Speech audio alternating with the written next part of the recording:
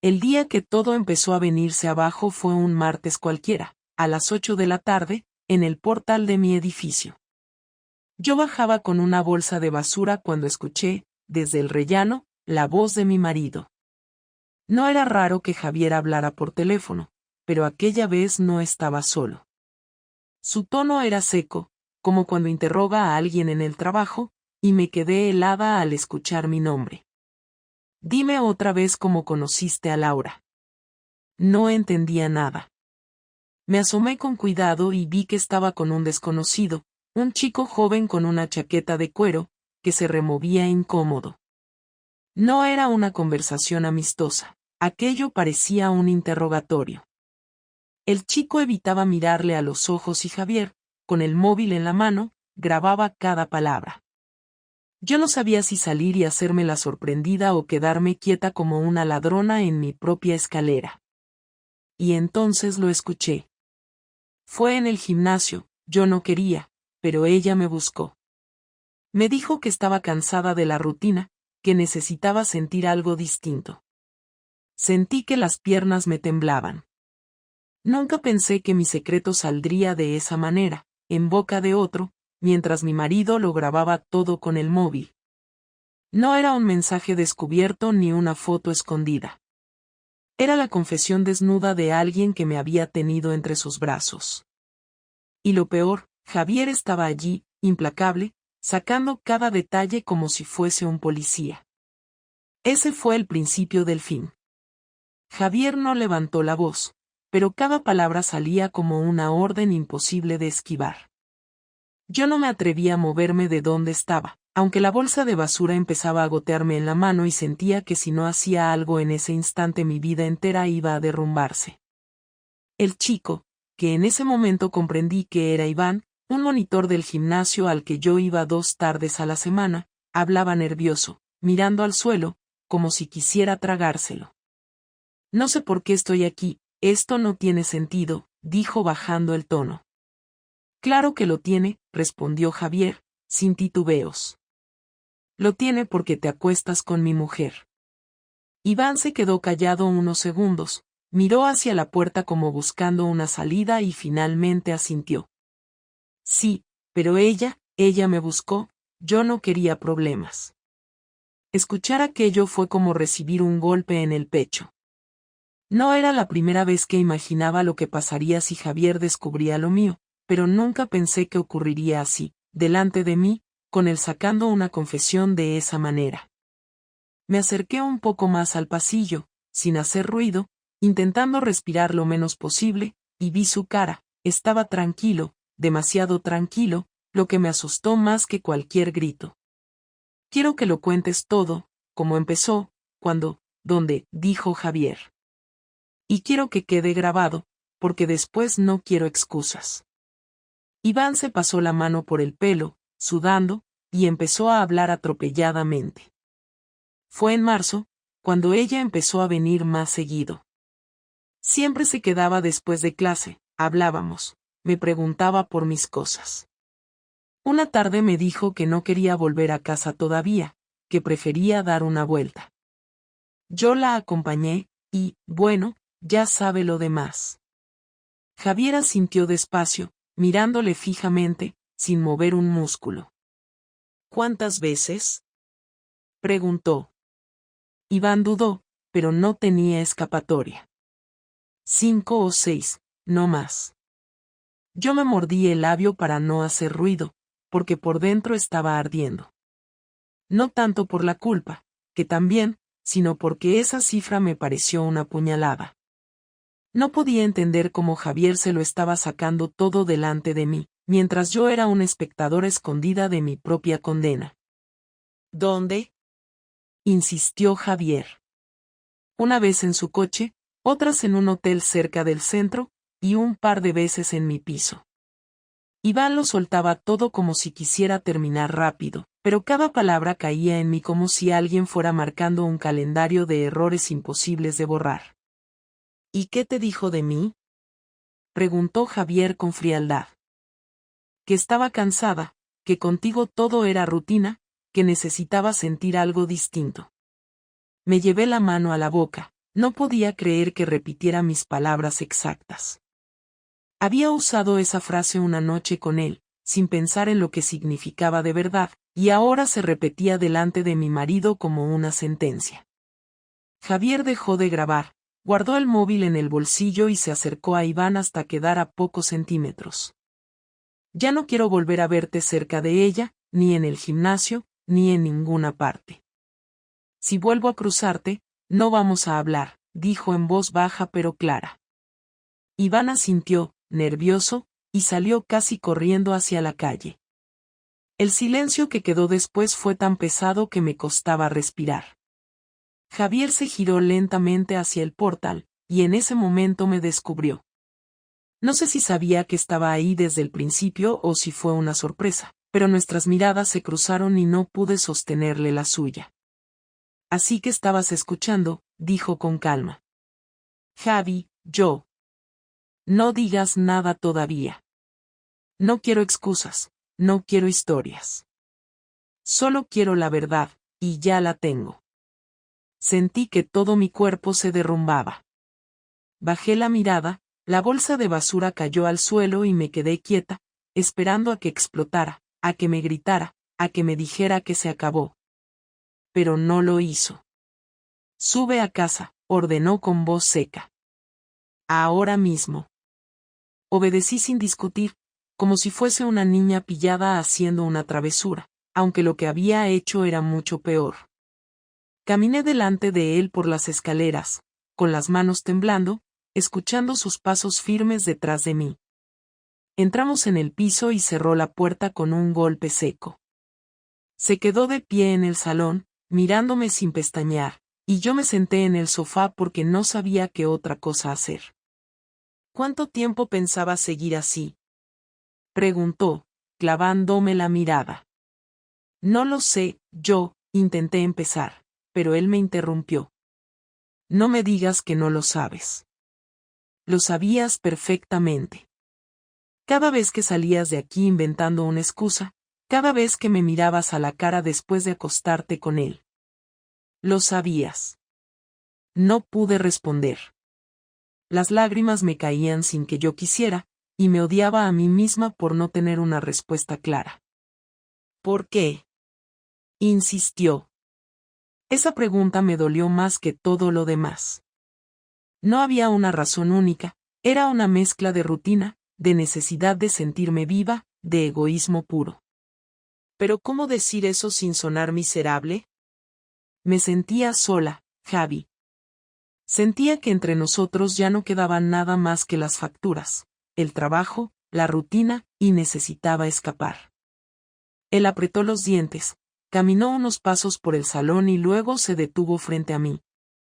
¿Escapar? ¿Y lo mejor que se te ocurrió fue humillarme de esta forma? No pude contestar. Bajé la cabeza y me quedé en silencio, porque cualquier palabra iba a sonar a justificación barata. Te lo advierto, Laura, dijo finalmente. Esto no termina aquí. Hoy no voy a gritar ni a montar un espectáculo, pero no pienses que me voy a quedar de brazos cruzados. Has cruzado una línea que no tiene vuelta atrás. Su tono era tan frío que me dio miedo. No era el Javier que yo conocía, era alguien distinto, alguien que ya había empezado a pensar en lo que iba a hacer conmigo. Y yo lo sabía, lo que estaba por venir iba a ser mucho peor que un grito o una pelea. Cuando cerró la puerta del salón sentí que el aire se había vuelto espeso y que no había forma de escapar de la mirada que me clavaba. Javier no se sentó, permaneció de pie frente a mí como si me estuviera juzgando en silencio, y esa espera fue más insoportable que cualquier insulto. Al cabo de unos segundos que parecieron interminables levantó la voz, no en un grito descontrolado, sino en un tono firme y cargado de rabia contenida. Quiero que me lo cuentes todo. Sin rodeos, sin adornos. Quiero cada detalle de lo que has hecho y de cuándo empezaste. Intenté responder, pero la garganta se me cerraba. Me llevé la mano a la cara para secar las lágrimas y conseguí articular unas palabras. Javi, no sé por dónde empezar. Empieza por el principio, Laura. ¿Cuándo decidiste que yo ya no te servía y preferías acostarte con otro? Su frase me atravesó, porque la crudeza era absoluta y no había manera de suavizar lo que había ocurrido. Respiré hondo e intenté mantener la calma. No fue así, no pensé que no me sirvieras, fue un momento en el que me sentí vacía, como si nuestra vida estuviera apagada y yo necesitara sentir algo distinto. Javier apretó los puños y dio un paso hacia mí, inclinándose para mirarme directamente a los ojos. ¿Y tu solución fue buscar a un monitor de gimnasio? ¿Esa fue tu brillante idea para resolver lo que te faltaba? No lo busqué de esa manera, simplemente ocurrió. Empezamos a hablar después de las clases, me escuchaba, me hacía sentir importante y yo me dejé llevar. Claro, porque yo nunca te he escuchado ni te he hecho sentir importante, ¿verdad? Replicó con ironía amarga. 10 años de matrimonio tirados a la basura porque decidiste que necesitabas que un crío de 20 y pocos te dijera 4 tonterías para sentirte viva. Sentí que me ardía la cara. No podía justificar lo que había hecho, pero tampoco soportaba que redujera todo a una caricatura. No es solo eso, Javi. Era la sensación de que tú ya no estabas presente conmigo, de que todo se había convertido en facturas, horarios y silencio. Yo necesitaba. Él me interrumpió golpeando con la mano el respaldo de la silla más cercana. No necesitabas nada, Laura. Lo que necesitabas era hablar conmigo, pedirme que cambiáramos algo, exigir que buscáramos una solución juntos. Pero no, decidiste mentirme a la cara, besarme sabiendo que unas horas antes habías estado con él, entrar en esta casa como si nada. Eso no es una equivocación, eso es una traición consciente. Me puse de pie porque no podía seguir escuchando aquello desde el sofá como si fuera una acusada esperando sentencia. Sé que lo que hice está mal, no vengo a negar lo evidente, pero no me digas que todo era perfecto y que la culpa es solo mía. ¿Ahora vas a echarme la culpa a mí de lo que has hecho? Respondió levantando aún más la voz. ¿Vas a decir que te obligué a abrirte de piernas con otro? No me obligaste, pero tampoco puedes fingir que nuestra vida era un ejemplo de felicidad. Yo me sentía invisible en esta casa y eso me empujó a buscar fuera lo que aquí ya no tenía. Qué conveniente, ¿no? Contestó riendo con desprecio. Yo trabajo para que no falte nada, me parto la espalda para que podamos tener un piso digno, vacaciones, estabilidad, y tú decides que como no te sientes suficientemente especial te acuestas con el primero que te sonríe. No fue el primero que me sonrió, fue alguien con quien sentí una conexión en un momento en el que estaba perdida.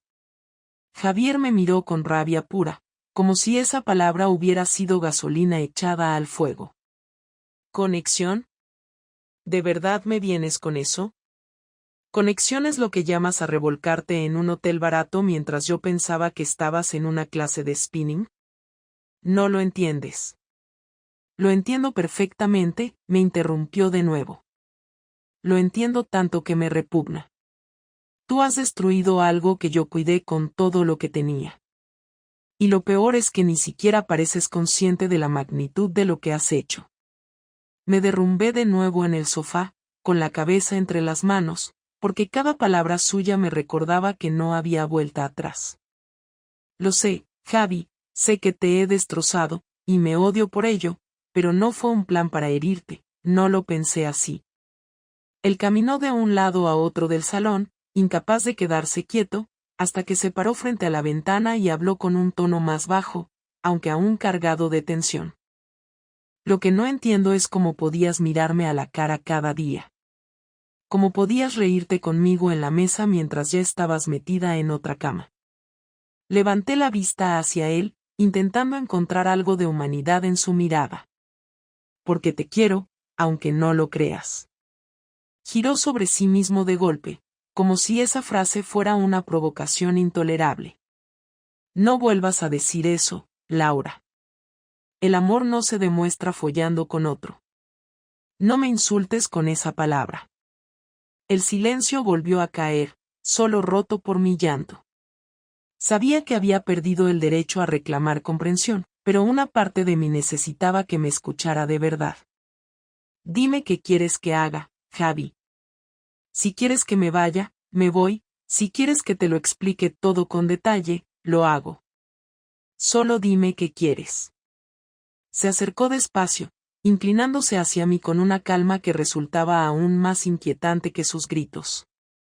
Lo que quiero, Laura, es que entiendas que ya no tienes el control de nada. Tú decidiste romper lo que teníamos y ahora me toca a mí decidir qué hacer contigo y con esta farsa de matrimonio. Me quedé helada. No había amenaza física en sus palabras, pero sí una certeza brutal. Estaba planeando algo, y lo que fuera no me dejaría indiferente. Y en ese instante comprendí que el verdadero castigo aún no había empezado. Los días siguientes a aquella confrontación se convirtieron en un terreno desconocido para mí. Javier no volvió a gritar ni a mencionar a Iván directamente, pero cada uno de sus gestos dejaba claro que estaba planeando algo. Me hablaba lo justo, con frases secas, y pasaba más tiempo frente al ordenador de lo habitual. Nunca había sido tan reservado y esa calma me inquietaba más que la rabia del primer día. Yo intentaba acercarme, preparar la cena, mantener un mínimo de normalidad, pero él no me lo permitía. Era como si yo ya no tuviera espacio en esa casa que durante años había compartido con él. El primer golpe lo recibí un jueves por la tarde. Estaba en el supermercado cuando me llamó una amiga para decirme que Javier había publicado unas fotografías en un grupo privado de vecinos, fotografías en las que yo aparecía entrando a un hotel con Iván. Al principio pensé que era imposible, que alguien le había contado y él estaba exagerando, pero al llegar a casa vi el ordenador abierto en la mesa del salón y allí estaban las imágenes, claras, nítidas, con fecha y hora. Se me heló la sangre porque no sabía cómo había conseguido ese material. Cuando le pregunté, no se molestó en negarlo. Lo contraté, respondió sin apartar la vista del televisor. Un detective privado. No pensabas que iba a vivir a ciegas mientras tú hacías lo que querías. No supe qué decir.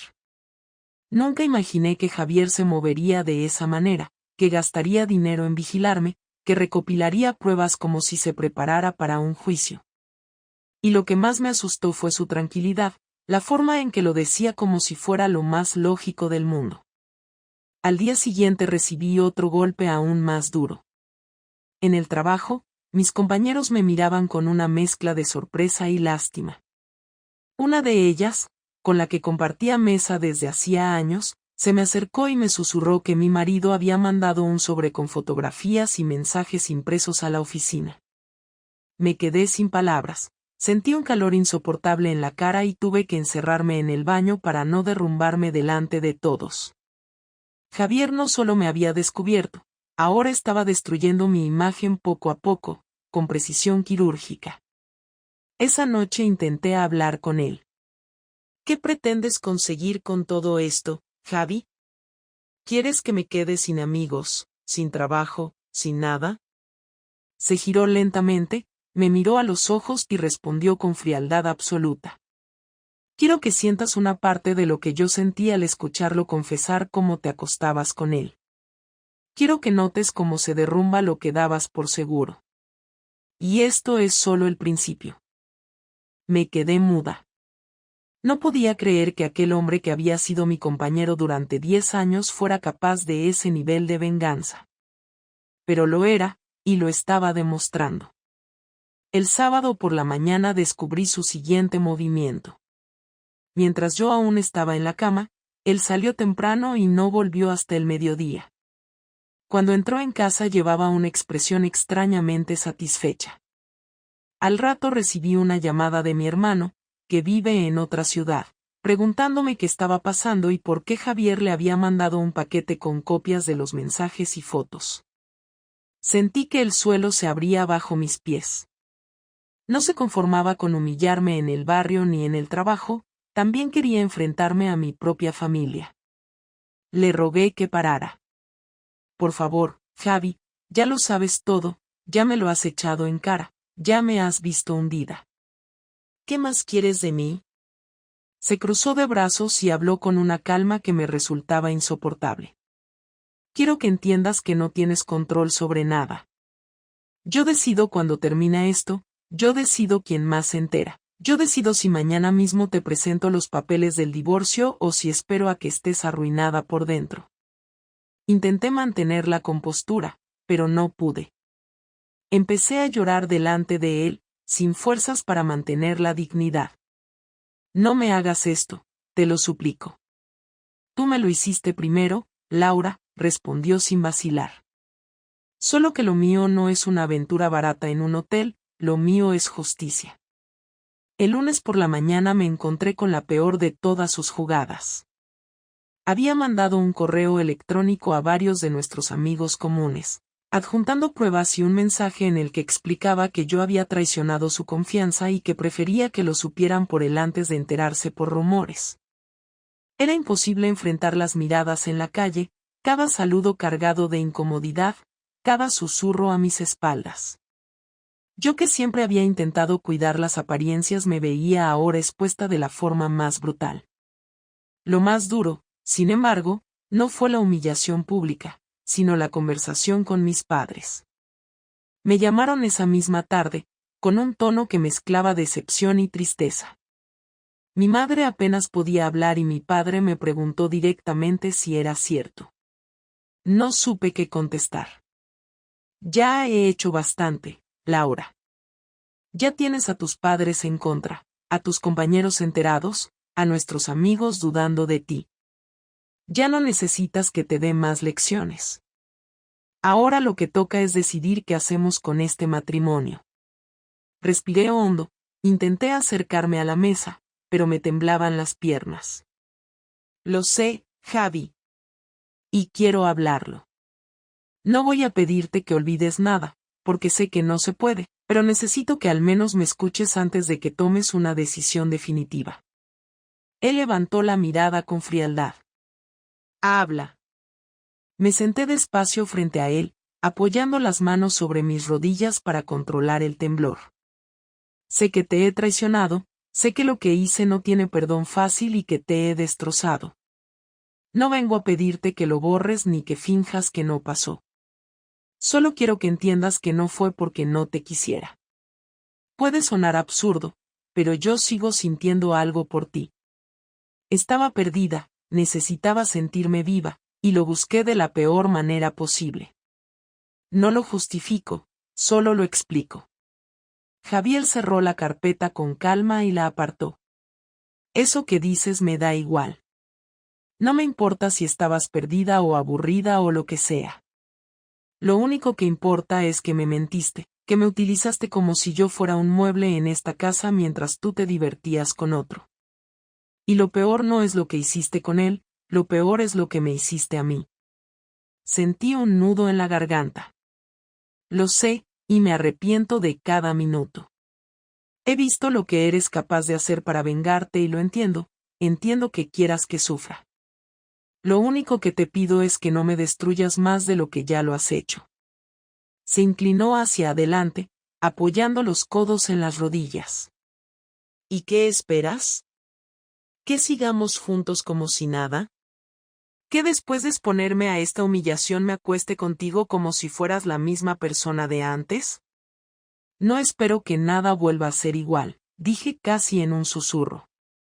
Solo espero que podamos encontrar una forma de seguir, aunque sea distinta, aunque ya no sea con amor, aunque solo sea por no perderlo todo. Se echó hacia atrás, cruzando los brazos, y me miró en silencio durante unos segundos eternos. ¿Por no perderlo todo? Repitió con desprecio. Ya lo has perdido todo conmigo. Lo único que queda por decidir es si quiero mantener esta farsa de puertas para afuera o si quiero cortar de raíz. Me levanté de golpe, incapaz de seguir quieta, y empecé a caminar por el salón con las manos en el pelo. Entonces dime qué quieres, Javi. Si quieres divorciarte, dilo. Si quieres que me vaya, me voy. Pero no me tengas así, esperando cada día a ver con qué me vas a hundir ahora. Él golpeó la mesa con la palma de la mano, no con violencia descontrolada sino con firmeza. Lo que quiero es que entiendas que tú ya no decides nada. Has perdido ese derecho. Yo decidiré si firmamos el divorcio o si seguimos bajo el mismo techo como dos desconocidos. Yo elegiré si quieres seguir siendo la esposa deshonrada de Javier o la exmujer que se quedó sola. Y lo haré cuando me dé la gana, no cuando tú me lo pidas llorando. Me detuve frente a él, con lágrimas en los ojos, sintiendo que cada palabra era una condena. Si me odias tanto, ¿por qué no firmas ya? Él se levantó despacio, quedando a mi altura, y me sostuvo la mirada sin pestañear. Porque aún no he decidido si prefiero verte arrastrarte un tiempo más. Esa frase me dejó helada. No había gritos, no había golpes, no había insultos. Solo esa frialdad absoluta que era mucho más devastadora. Me derrumbé en el sofá, agotada, sin fuerzas para seguir defendiéndome. Javi, no puedo más. Me tienes atrapada en una cárcel que tú manejas, y cada día es peor que el anterior. No sé si quieres verme destruida o si todavía queda algo en ti que quiera salvar algo de lo nuestro, pero dime qué camino quieres que tomemos. Se quedó de pie frente a mí, respirando hondo, como si estuviera decidiendo en ese mismo instante. Lo que quiero, Laura, es que aprendas a vivir con lo que hiciste. Quiero que cada vez que alguien te mire en la calle recuerdes por qué lo hace. Quiero que sepas que tu nombre está manchado porque tú lo manchaste. Y después, cuando te veas suficientemente hundida, decidiré si te dejo marchar. No respondí. No tenía ya fuerzas para discutir ni para rogar. Solo asentí entre sollozos, aceptando que el hombre que una vez me amó ahora se había convertido en mi juez y que yo no tenía derecho a reclamar nada. Esa noche dormimos en la misma cama, pero a kilómetros de distancia. No hubo contacto, no hubo palabras, solo el silencio más pesado que jamás había sentido. El día después de aquella última conversación amaneció con un silencio que se sentía como una pared invisible. Javier se levantó temprano, preparó café solo para él y salió de casa sin dirigirme una palabra. Yo me quedé sola en la cocina, mirando la taza vacía que solía servirme cada mañana, y comprendí que esa ausencia de gestos era ya una respuesta en sí misma. No iba a haber reconciliación, no iba a haber perdón, lo que quedaba era simplemente la certeza de que nuestro matrimonio estaba roto, aunque todavía no se hubiera firmado ningún papel. Durante esas horas de soledad me obligué a enfrentarme a lo que había pasado sin excusas. Había buscado en otro hombre lo que no encontraba en casa, había mentido, había engañado y, lo peor de todo, había creído que podría ocultarlo para siempre. No era una cuestión de azar ni de mala suerte, era una elección consciente que me perseguía ahora en cada llamada de mis padres, en cada mirada incómoda de los vecinos, en cada mensaje que ya nadie respondía en los grupos de amigos. Cuando Javier regresó por la tarde traía una carpeta bajo el brazo. La colocó sobre la mesa y me indicó que me sentara. Su rostro seguía siendo impenetrable, sin rastro de emoción. Abrió la carpeta y sacó varios documentos, todos perfectamente organizados. Eran los papeles del divorcio. Los he revisado con el abogado, dijo sin mirarme. Solo falta tu firma. Sentí un nudo en el estómago, porque aunque llevaba días esperándolo, tenerlo delante en papel era distinto. Era la confirmación oficial de que la vida que había construido durante 10 años terminaba en ese momento. ¿Ya está? Pregunté con un hilo de voz. Ya está. No voy a alargar esto más. He hecho lo que necesitaba hacer para quedarme en paz. Ahora solo quiero cerrar esta historia y seguir adelante sin ti. Me quedé en silencio un momento, con las manos temblando sobre la mesa. Lo entiendo, respondí al fin.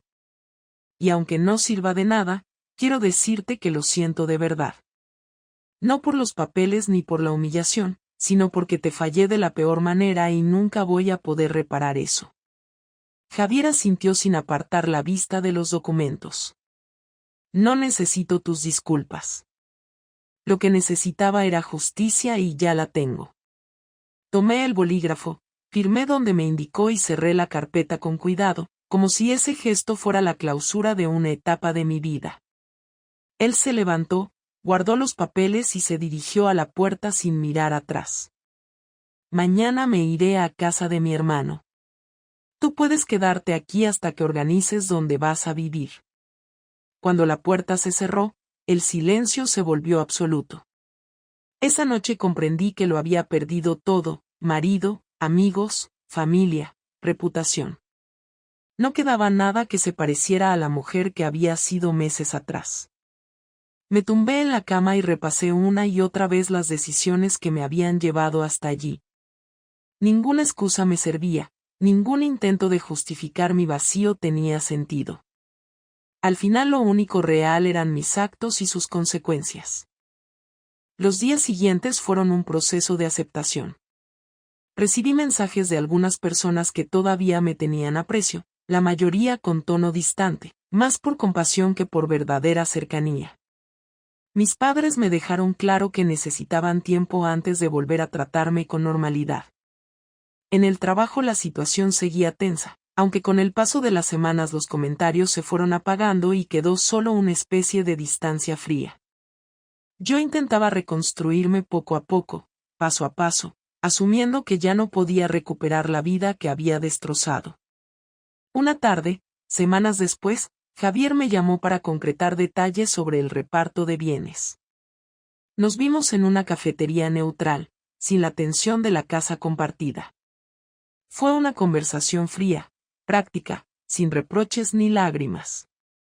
Al terminar, él se levantó, me miró directamente a los ojos y pronunció la única frase que se me quedó grabada con más fuerza que todo lo anterior. Recuerda siempre que lo que rompiste no se arregla nunca. Y aprende a vivir con eso. No supe qué contestar. Solo asentí, porque tenía razón. No podía pedirle que olvidara, no podía pedirle que volviera. Lo único que podía hacer era cargar con el peso de mis decisiones y aprender a vivir con ellas. Cuando volví a casa aquella noche comprendí que mi vida iba a ser distinta. No mejor, no peor, simplemente distinta.